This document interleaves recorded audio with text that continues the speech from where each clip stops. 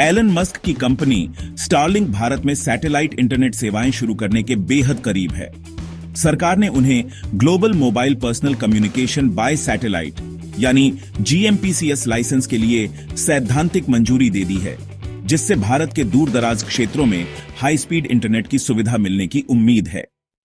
Starlink ने भारत सरकार की डेटा लोकलाइजेशन और सुरक्षा नीतियों को स्वीकार कर लिया है, जो पहले एक बड़ी बाधा थी।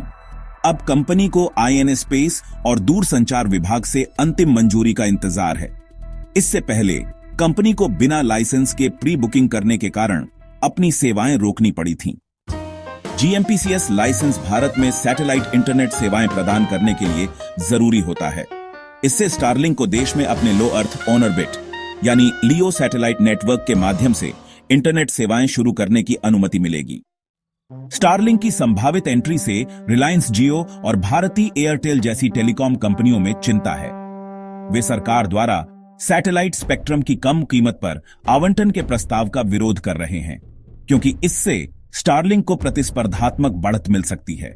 टेलीकॉम कंपनियों का कहना है कि स्पेक्ट्रम की कीमत सभी के लिए समान होनी चाहिए। स्टारलिंक की सेवाएं भारत के उन क्षेत्रों में इंटरनेट कनेक्टिविटी ला सकती हैं जहां अभी तक पारंपरिक नेटवर्क नहीं पहुंच पाए हैं।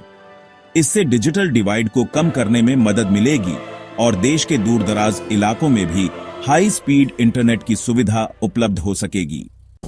स्टारलिंक की भारत में संभावित एंट्री से इंटरनेट सेवाओं में क्रांति आ सकती है, खासकर ग्रामीण और दूर दराज क्षेत्रों में। हालांकि टेलीकॉम कंपनियों के साथ प्रतिस्पर्धा और स्पेक्ट्रम आवंटन की नीतियों को लेकर चुनौतियां बनी हुई हैं।